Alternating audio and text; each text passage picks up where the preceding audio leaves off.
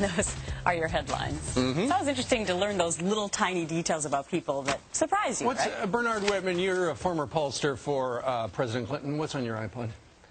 In order. It's too personal. Honestly, what's on my iPod now? Britney Spears. Britney Spears is. All right, Dana Perino. Oh. Dana Perino, you're down in our nation's capital. What's on your iPod? What's your #1 song right now?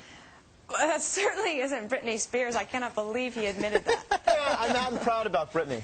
Steve admitted that once too, Dana. I like that Britney song. I knew that about Condi Rice. I knew that Condi Rice's favorite songs were from Led Zeppelin, and I always was surprised by it. And she's got a wide range of musical interests. Yeah, no doubt, because she's a classical pianist as well. All right, let's get to the topic at hand, which was the press conference last night with President Obama. Some of the reviews coming in, Dana, I had a chance to read some of your notes that you thought actually that he maybe didn't do as well as some of the papers said that he did. Your thoughts?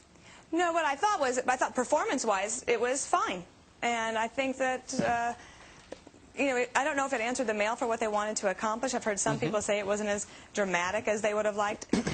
And I think if you're going to call for a primetime news conference, you better have some news. I think what they were trying to accomplish last night, if I would try to put myself in their shoes, was to press the reset button after last week. And I think they probably accomplished that. I mean, everybody's talking about the press conference. Yeah. Some people might have wished they could have seen American Idol last night. And I think the networks might be a little bit more skeptical the next time they ask for time. They have only been in power 60 days, and I think they've had 2 or 3 primetime conferences already. And Bernard, you lose like $9 million every time the president talks if you're a network television, if you're a television network, because you don't have any ad time. It doesn't matter how many people watch if you can't sell a commercial. Unless he's going to say this is sponsored by Firestone, we're in trouble. So meanwhile, in this press conference, what do you think he accomplished?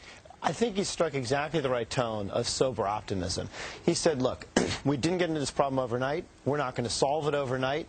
And he laid out a very clear plan of both what he's already accomplished and what he intends to do going forward. Look, the American people are solidly behind this president. 63% approve of the job he's done. That's better than either Bush, Clinton, or Reagan at a similar time during their presidency. But we are living in extraordinary times. I think that if we were not, it would not have made sense to have a primetime news conference. Could it have been shorter?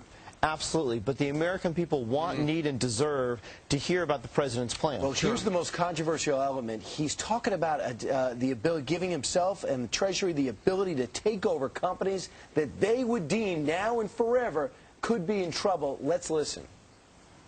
It is precisely because of the lack of this authority that the AIG situation has gotten worse. I understand that AIG is not a bank.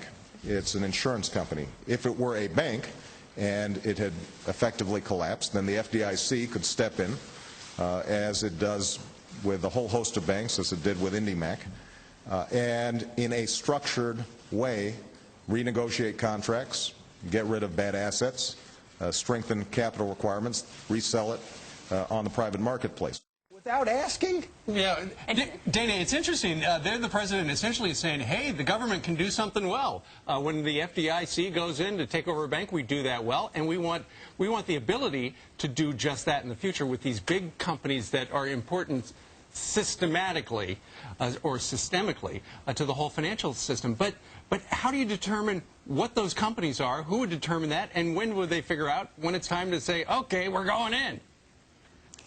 Or when we're going to get out. I think that, you know, the devil is in the details and all the things that you mentioned, but one of the questions I would have is that at what point is the government then going to say, okay, we've had enough now, this company is now back out on its own, because that's what's made our system great. And so I think getting out is possibly more important than even how they get in. I thought it was an amazing transformation. I mean, maybe I'm the only one on the couch today that I almost fell off my seat when I saw that Timothy Geithner may become the most powerful person on Capitol Hill, more important than the president, if you give him this kind of power. Bernard? Look, I think the American people wish that the U.S. government had an ability to get in and involved in AIG before we had to dump $180 billion in there. So while I think that most Americans would prefer the government not be in the business of running corporations, if we're ultimately going to invest hundreds of billions of dollars into these companies after the fact, we ought to at least have an opportunity to get in when there's a crisis brewing so that we can take some adjustments. Yeah, but that whole S word comes back, Bernard. The whole S word comes back when you start talking that way, which is socialism. We own 80% of the company now. But we're not just talking about AIG, we're talking about the future. Is this Vladimir Obama? Isn't that what Vladimir Putin did? This Dana Perino, this is unbelievable. To say, okay, I look at this company, it's too much of a risk. I think it's time for the government to restructure and pare it down. I wouldn't compare him, certainly, to the Russian prime minister, but I would do this. I would look at the details that they're trying to propose. We need their plan to work as a country. We need at least for them to be successful on some level. But Congress has got to step in here and have some say in the matter. And I believe that the president is going to be going up to have a conversation with them today. But he's got a big hill to climb on several different things. Sure. Not only this issue, but on his budget. I mean, when he was talking about his budget last night, most of the budget has actually been already questioned by his own Democrats. Yeah. The energy piece, the tax cut piece, the charitable deduction piece. The cap and trade. This is not necessarily the budget that they introduced just 15 days later. It's not the same one they introduced. Yeah. And, of course, last week up on Capitol Hill, you know, the pitchfork and torch crowd was all about the big bonuses for AIG. Last night, a reporter asked the president, hey, how come Cuomo seems to be ahead of the White House on all this? The president didn't like that. Listen. Why did you wait days to come out and express that outrage? It seems like the action is coming out of New York and the Attorney General's office. It took you days to come public with Secretary Geithner and say, look, we're outraged. Why did it take so long? It took us a couple of days because I like to know what I'm talking about before I speak.